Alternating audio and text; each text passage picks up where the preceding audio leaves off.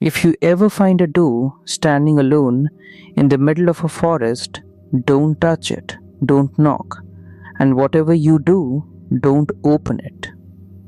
Because my best friend did, and when he came back, he had only been gone for 5 minutes. For the rest of us, it had been 3 days. I wish I were making this up.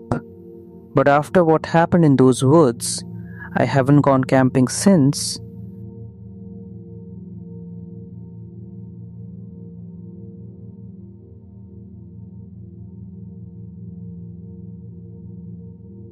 My name is Ryan. Every fall, 4 of us disappeared into the mountains for a weekend camping trip. Me, my best friend Tyler, his younger brother Mason, and our friend Chris. No phones, no internet, just tents, fishing gear, and miles of untouched forest. It had become a tradition. 6 straight years, nothing had ever gone wrong. Until our seventh trip, the first day felt completely normal. We reached our campsite just before sunset, started a fire, cooked dinner, laughed about old memories. As darkness settled over the forest, everything became strangely quiet. Too quiet. No birds, no insects, not even the wind. Chris noticed it first. Doesn't it feel empty? We all laughed. Then Tyler quietly said, "Yeah, it feels like everything left." Around midnight, I woke to the sound of metal, a loud, hollow clang like someone hitting steel with a rock. It echoed through the trees. Once, then again. Clang, clang, clang. Tyler was already awake. "So, you heard it too?" We grabbed our flashlights. Chris insisted it was probably an old hunting tower. Mason wanted to stay behind. Something about the sound made him uneasy. The 3 of us followed it, deeper into the woods. Then the sound suddenly stopped.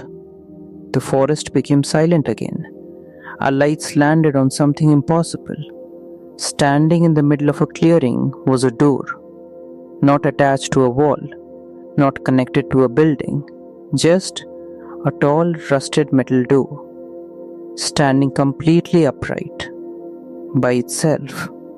The frame was buried deep in the ground, as if it had always been there. Rust covered every inch of it. There was no house, no ruins, nothing, just a door. Chris laughed nervously. "What kind of prank is this?" Tyler walked closer. Carved into the metal were 4 words. "Do not open after dark." We all stood there in silence. None of us wanted to admit it, but we were scared. I told Tyler we should leave. He just smirked. "It's just an old door."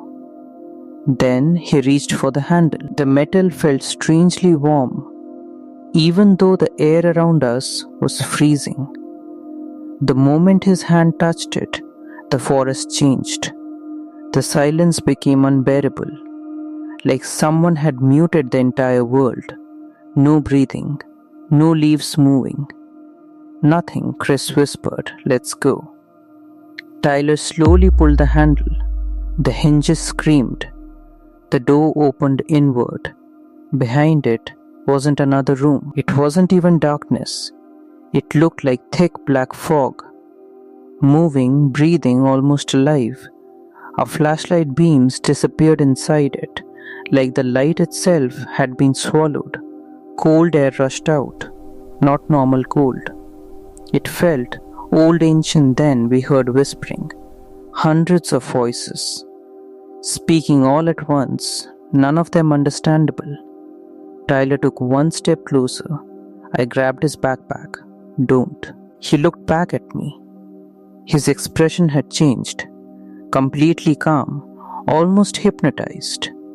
I hear someone calling my name. Before I could stop him, he stepped through the doorway and disappeared. The fog closed behind him. The door slammed shut. The entire forest exploded with sound. Birds screamed, Branches shook violently. Wind rushed through the trees. Everything came back all at once. Tyler was gone. We searched for hours, calling Tyler's name again and again. Nothing. By sunrise, we called the sheriff. Search and rescue teams arrived. Helicopters, dogs, drones. For 3 days, they searched every inch of those woods. No footprints, no clothing, nothing. Everyone assumed Tyler had fallen into a ravine or been attacked by an animal. I knew better. I never told anyone about the door because when we returned with the police, the clearing was empty. The door had vanished. There wasn't even a mark where it had stood. Late on the third night, while the rescue teams were packing up, we heard footsteps. Tyler walked out of the trees, perfectly calm, no injuries, no dirt. He wasn't even hungry. His clothes looked freshly washed.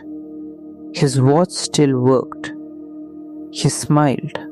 Why is everyone crying?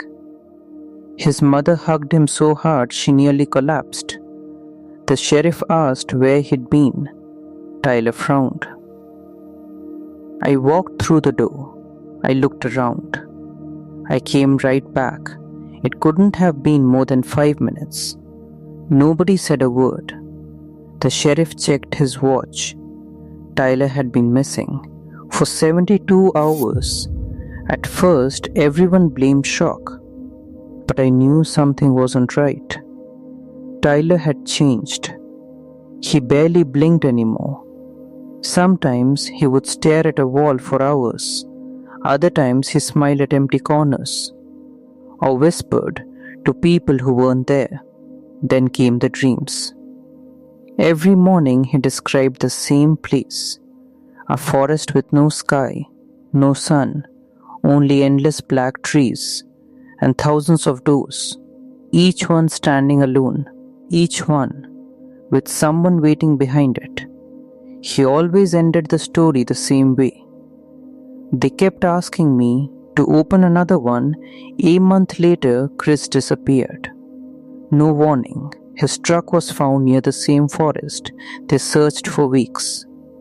Nothing. Then, exactly 30 days later, Chris walked into town, wearing the same clothes, carrying the same backpack. He smiled when he saw us. Sorry I'm late. I only stopped for a minute. That's when I realized something. Neither Tyler nor Chris had grown a beard. Neither had lost weight. Neither looked like someone who had survived alone in the wilderness.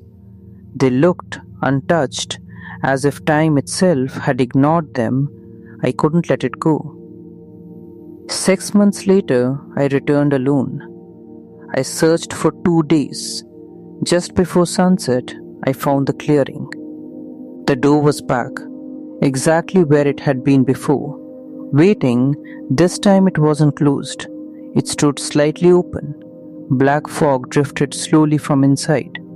Every instinct told me to run. Instead, I looked through the opening. Inside was another forest, identical to ours, except someone was standing on the other side. It was me, wearing the same jacket, the same backpack. He smiled, raised one hand, then quietly whispered, "You're late." The door slammed shut before I could move. I ran faster than I ever had in my life. I never went back. Last winter, workers clearing trees in that forest reported finding a strange metal frame buried beneath the roots of an ancient oak. They assumed it was abandoned construction equipment. When they tried to pull it out, every digital watch on the site stopped. For exactly 5 minutes. The foreman swore it lasted no longer than that.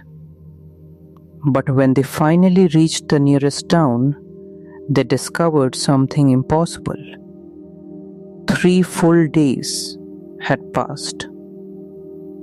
Nobody believed their story. until the security cameras were checked. The footage showed the workers entering the forest on Monday morning and walking back out late Thursday evening. To them, it had only been 5 minutes. Sometimes, late at night, I still hear metal scraping outside my bedroom window. Not loud, just enough to wake me. When I look outside, there's never anyone there. Only a single rusted door, standing at the edge of the trees, waiting for someone to open it again.